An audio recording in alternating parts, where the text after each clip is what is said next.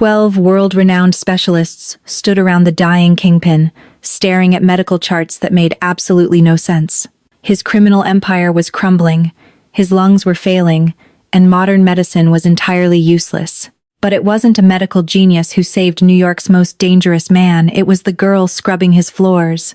It happened on a Tuesday, during a high-stakes sit-down at a heavily fortified, multi-million-dollar estate in the Hamptons. Arthur Sterling, the undisputed head of the largest organized crime syndicate on the eastern seaboard, simply stopped speaking mid-sentence.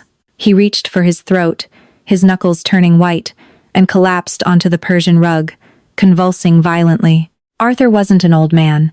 At 38, he was a physically imposing force of nature, known for his sharp suits, sharper intellect, and a ruthless pragmatism that had kept him alive in a world where life expectancy was notoriously short. But now, he was a prisoner in his own master bedroom, reduced to a shivering, jaundiced shadow of his former self. The king was dying, and no one knew why. Within hours of his collapse, the estate was locked down. The syndicate's second-in-command, a coldly calculating man named Damian Reed, initiated protocol. No hospitals, no 911 calls. The FBI had been trying to build a RICO case against Arthur for years. Admitting he was incapacitated would be like throwing blood into shark-infested waters. Instead, Damian brought the hospital to Arthur. Money and fear are unparalleled motivators, and Damian used both to assemble a medical team that presidents would envy. Over the next 6 days, 12 of the brightest medical minds were brought to the estate, often arriving in the dead of night, escorted by armed guards in blacked-out SUVs.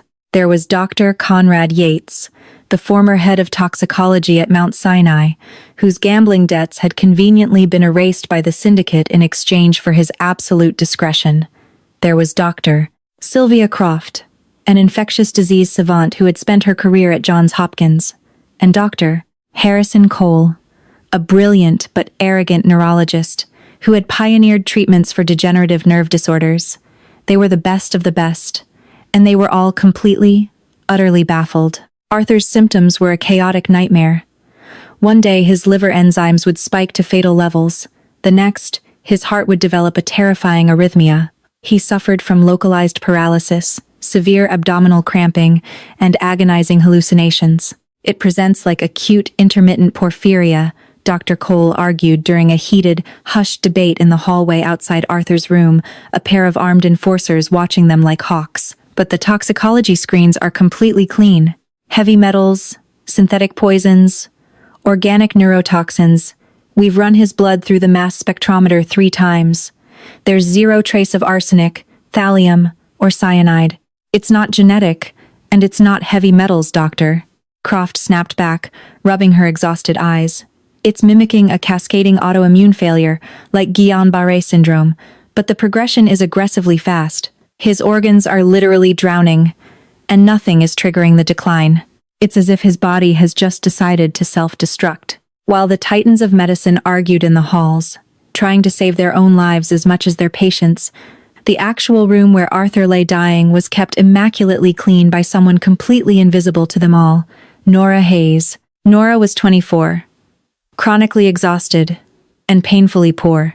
She worked for an elite, highly discreet domestic staffing agency that catered exclusively to ultra-high net worth individuals, the kind of people who required non-disclosure agreements signed in blood. Nora had taken the job at the Sterling estate because the pay was astronomical, and she desperately needed to keep her younger sister in a specialized private school for the deaf. In the eyes of the doctors and the Mafia soldiers, Nora was part of the furniture. She was just a girl in a gray uniform who emptied the biohazard bins, changed the sweat-soaked fret linens, and wiped down the mahogany surfaces with medical-grade disinfectant. They spoke openly in front of her about turf wars, millions of dollars in offshore accounts, and the very real possibility of a violent power struggle if Arthur died. They never once considered that the quiet maid with the downcast eyes was listening to every word. But Nora saw everything. She saw the way Damian Reed, the loyal underboss, lingered in the doorways, his eyes betraying not sorrow, but a hungry, terrifying anticipation. She saw the sheer terror in the eyes of the 12 doctors as Arthur's blood pressure continued to drop. And most importantly, she saw Arthur, Stripped of his tailored suits and his terrifying aura, Arthur Sterling was just a man in profound agony. Despite the danger he represented, Nora felt a strange pang of empathy for him. During one of her late-night shifts, while the doctors were downstairs arguing over a new cocktail of broad-spectrum antibiotics, Arthur had briefly surfaced from his delirium. His dark, bloodshot eyes had locked onto Nora as she wrung out a cool cloth. The room was heavy with the smell of antiseptic and impending death. "Water," he had rasped, his voice a dry scrape of sandpaper. Nora had frozen. She wasn't supposed to interact with him, but the sheer desperation in his eyes broke her resolve. She poured a glass from the sealed crystal pitcher, gently supporting the back of his neck as she tipped it to his lips. "Thank you," he had whispered, before his eyes rolled back, and the monitors began to scream, signaling another terrifying drop in his heart rate. That brief moment of humanity cemented something in Nora's mind. She didn't care what he had done outside these walls. Right now, he was a human being dying a terrible, agonizing death, and the geniuses surrounding him were entirely useless. As day 7 dawned, the atmosphere in the estate shifted from frantic hope to grim finality. The 12 doctors had exhausted every test, every machine, and every theory. Arthur's kidneys were shutting down. The king was in his final hours, and the vultures were beginning to circle. The breaking point arrived at 3 a.m. on Wednesday. Dr. Harrison Cole, pale and trembling, walked into the makeshift command center in the estate's grand library. Damian Reed sat by the fireplace, sipping a glass of Macallan 18, flanked by 4 men whose suits couldn't hide the bulk of their shoulder holsters. "Well?" Damian asked, his voice chillingly smooth. "We've pushed maximum doses of corticosteroids and dialysis," Dr. Cole said, his voice cracking. "His respiratory drive is failing. Unless a miracle happens, his heart will give out within 24 to 48 hours. We cannot save him. The pathology is entirely idiopathic. It's unknown." Damian stared at the amber liquid in his glass, swirling it slowly. A faint, almost imperceptible ghost of a smile touched his lips before he buried it under a mask of grim resolve. "I see. You and your colleagues will remain in the East Wing until the end. No one leaves until Arthur is gone. Then, we will discuss your compensation." The unspoken threat hung in the air like a guillotine. Dr. Cole swallowed hard and nodded, retreating from the room. Upstairs, the master suite was eerily quiet, save for the rhythmic, agonizing hiss of the ventilator keeping Arthur alive. Nora was quietly moving around the perimeter of the room, tasked with dusting the heavy mahogany furniture and ensuring the medical equipment wires were untangled. She felt a heavy knot in her stomach. The estate felt like a powder keg waiting for a spark, and Arthur's final breath would be the match. She approached the antique nightstand beside Arthur's bed. This was her usual routine. She moved the silver water carafe, dusted the lamp, and carefully picked up Arthur's personal effects to wipe beneath them.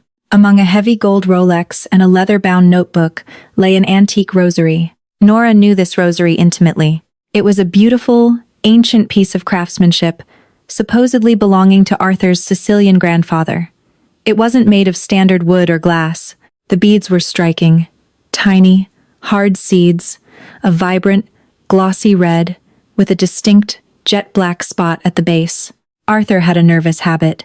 During the few weeks Nora had worked there before his collapse, she had noticed that whenever Arthur was pacing the room on a stressful phone call, he would hold the rosary. But he didn't just pray with it. He chewed on it. He would place the 3rd bead from the crucifix between his teeth, biting down on it absent-mindedly while deep in thought. Nora picked up the rosary with a microfiber cloth to dust it. As she ran the cloth over the 3rd bead, she stopped. Something was wrong. She held the rosary up to the dim light of the bedside lamp. The clear, protective lacquer that coated all the other beads had been entirely worn away on this specific bead, completely exposing the raw seed underneath. And upon closer inspection, the seed had tiny, microscopic fractures in it, teeth marks. A cold chill washed over Nora, raising the hairs on the back of her arms. Before her mother had gotten sick, before the medical bills had forced Nora into the grueling world of elite domestic service, she had been a botany student at Cornell University. She had a passion for rare flora, working in the university's conservatory. She stared at the bright red seed with the black spot, Abris precatorius, the rosary pea. In her second-year toxicology class, she had studied it. The seeds were beautiful, often used in cheap, imported jewelry or antique religious artifacts. They were also the source of abrin, a natural toxalbumin structurally similar to ricin, but nearly 75 times more deadly. If swallowed whole, a rosary pea was harmless. The hard outer shell would pass through the digestive system intact. But if the shell was scratched, crushed, or chewed, and the inner toxin was exposed to the mucous membranes of the mouth, it was a guaranteed, agonizing death sentence. Abrin poisoning worked on a cellular level, inhibiting protein synthesis. It caused severe gastrointestinal distress, cascading organ failure, hallucinations, and eventually, cardiovascular collapse. It was a slow, brutal process that mimicked severe, multi-system autoimmune diseases. And worst of all, because it was a highly obscure, naturally occurring plant toxin, it would never show up on a standard hospital toxicology screen looking for arsenic, cyanide, or synthetic drugs. Nora's breath hitched in her throat. She looked from the chewed bead to Arthur's pale, sweating face. This wasn't an illness. This was a murder. Someone knew his habit. Someone had deliberately sourced an antique rosary made of Abris precatorius, or perhaps just swapped out his regular wooden one for this deadly replica. They knew he would chew on it. They knew the saliva and teeth would slowly break through the shell, microdosing him with one of the most lethal substances on Earth over a period of weeks. And Nora knew exactly who benefited most from a slow, natural-looking death that left no fingerprints. Damian Reed. Her hands began to shake violently. She dropped the rosary back onto the nightstand, stepping back as if it were a live grenade. If she said nothing, Arthur would die tomorrow. Damian would take over the syndicate. Nora would be paid her exorbitant salary. Her sister's tuition would be secured, and she would walk away a free woman. But if she spoke up, if a 24-year-old maid interrupted a room full of world-class doctors and heavily armed Mafia enforcers to accuse the second-in-command of an assassination attempt using a poisonous plant, they would probably shoot her on the spot just for speaking out of turn. She looked at the heart monitor. Arthur's heart rate was slipping again. Bloop, bloop, bloop. Nora closed her eyes, her mother's voice echoing in her head. Right is right, Nora. Even when it costs you. She gripped the edges of her gray apron, her knuckles turning white. She grabbed the rosary, clutching it tight in her fist, and turned toward the heavy oak doors of the master suite. She didn't have time to second-guess herself. Nora walked out of the bedroom and headed straight for the grand library, where the 12 doctors and the men with the guns were waiting for the king to die. She pushed the heavy library doors open. The heavy mahogany creaked, drawing the eyes of every dangerous man in the room. Dr. Cole looked up in shock. Damian Reed's eyes narrowed into dangerous slits, his hand instinctively dropping toward the inside of his jacket. "Excuse me," Nora said, her voice shaking but her posture rigid. "You need to stop the dialysis. And you need to start pumping his stomach with activated charcoal immediately." The room went dead silent. Damian stepped forward, his voice a low, lethal whisper. "Who the hell let the help in here? Get her out before I—" "He's not sick," Nora yelled, her voice echoing off the high ceilings, cutting through the heavy tension like a knife. She marched right up to the million-dollar medical team and slammed her fist down on the glass coffee table, opening her hand to reveal the antique beads. "He's not sick," Nora repeated, looking directly into Damian's furious eyes before turning to the dumbfounded doctors. "He's being poisoned, and I know exactly how." The silence in the grand library was absolute. A heavy, suffocating pressure that made the air feel thick enough to choke on. 12 of the most highly compensated medical specialists in the country stared at the 24-year-old maid in her cheap, gray cotton uniform. Nora stood by the million-dollar glass table, her chest heaving, her finger pointing accusingly at the shattered red and black beads. Dr. Sylvia Croft was the first to break the paralysis. She stepped forward, her eyes narrowing as she scrutinized the tiny, fractured seeds. "What did you just say?" she demanded, her voice a sharp whip crack. "It's Abris precatorius," Nora said, her voice trembling but gaining volume. "The rosary pea. The shell is harmless, but if it's broken, if it's chewed, it releases a brin. It's a toxalbumin. It acts almost identically to ricin, but it's vastly more lethal. He isn't having an autoimmune failure, Dr. Croft. He's being microdosed with a lethal neurotoxin every time he puts that rosary in his mouth. Dr. Croft's face drained of all color. The realization hit her like a physical blow. My God, she whispered, snatching a pair of surgical tweezers from her pocket to pick up the heavily chewed bead. The ribosomes. It's inhibiting protein synthesis at the cellular level. That explains the idiopathic organ necrosis, the cascading failure without an infectious trigger. She spun around to face Dr. Cole. Harrison, stop the corticosteroids. They're suppressing what little immune response he has left. We need aggressive gastric decontamination and massive intravenous fluid resuscitation immediately to flush the kidneys. Hold on! Damian Reed's voice boomed, cutting through the sudden medical frenzy. He stepped directly into Nora's path, his hand inside his tailored Tom Ford jacket, gripping the handle of a suppressed automatic weapon. His eyes were cold, dead, and entirely devoid of the panic the doctors were experiencing.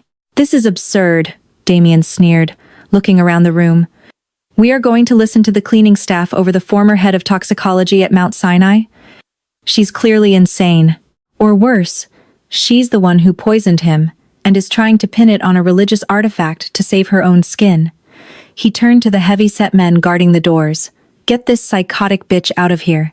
Take her down to the basement. I'll deal with her myself. 2 men in dark suits stepped forward, their faces blank slates of violence. Nora's heart slammed against her ribs. She took a step back, hitting the edge of the glass table. She had miscalculated. She thought the doctors would have authority, but in this house, bullets overruled degrees.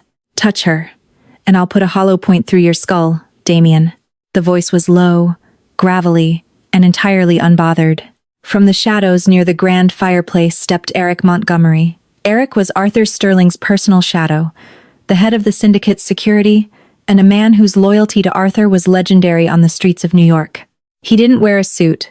He wore a tactical black sweater and the unmistakable aura of a man who killed for a living.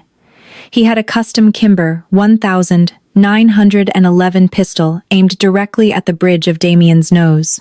Damian froze, his hand still inside his jacket. Eric, are you out of your mind? You're turning a gun on your underboss for a maid? I'm turning a gun on the man who bought that rosary, Eric said, his eyes flicking to the beads on the table. Arthur's original rosary broke 3 weeks ago. You bought him that antique replacement in Little Italy. Said it was a gift to bring him peace. I remember. Eric cocked the hammer of the pistol. The metallic click echoed like a gunshot in the quiet room. Nobody moves. Doctors, you have your diagnosis. Go save my boss. Now. Dr. Croft didn't need to be told twice.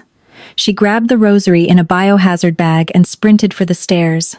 Dr. Cole and the others right on her heels. The library remained frozen in a Mexican standoff. Nora stood paralyzed, watching as Eric stared down Damian. The underboss's face twisted into an ugly sneer, realizing his meticulously planned coup had just been derailed by the girl who emptied the trash.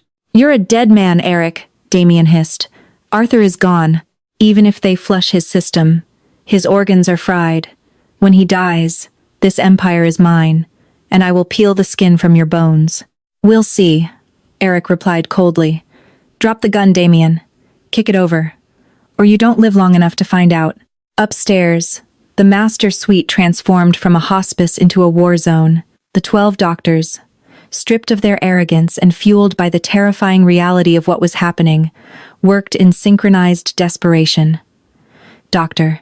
Yates ran massive volumes of electrolyte-balanced fluids through Arthur's central line, attempting to force the abrin out of his renal system. They administered high-dose activated charcoal through a nasogastric tube, praying it would bind to whatever residual toxin remained in his gastrointestinal tract. For the next 48 hours, Nora was kept in a heavily guarded guest room. She didn't know if she was a protected witness or a prisoner. She paced the expensive Persian rugs, her mind racing with thoughts of her sister at the Lexington School for the Deaf. If Arthur died, Damian would kill her. If Arthur lived, what then? She had exposed a betrayal at the highest level of the most dangerous crime family in America. There was no going back to her tiny apartment in Queens. On the morning of the 3rd day, the heavy mahogany door of her room clicked open. Eric stood in the doorway. He looked exhausted, his eyes bloodshot, but the heavy tension that had radiated from him for a week was gone. "Come with me," he said simply. Nora swallowed hard and followed him down the long, opulent corridor. They walked past the grand library. The door was open, and the room was empty. There was a dark, unmistakable stain on the carpet near the fireplace where Damien had been standing. Nora quickly averted her eyes. Eric led her to the master suite and opened the door. The 12 doctors were gone. The intimidating array of medical equipment had been pushed against the wall. Sitting up in the massive king-sized bed, propped up by a mountain of fret pillows, was Arthur Sterling. He looked terrible. His skin was pale, his cheekbones sharp enough to cut glass, and dark circles bruised the skin under his eyes. An IV line was still taped to the back of his hand, but his eyes, those dark, piercing eyes that had commanded an empire, were fully alert. And they were fixed entirely on Nora. "Eric," Arthur said, his voice a raspy shadow of its former commanding baritone. "Leave us." Eric nodded respectfully and stepped out, pulling the heavy oak doors shut behind him with a soft click. Nora stood near the foot of the bed, feeling incredibly small. The silence stretched, thick and uncomfortable. "Nora Hayes," Arthur finally said. He didn't ask.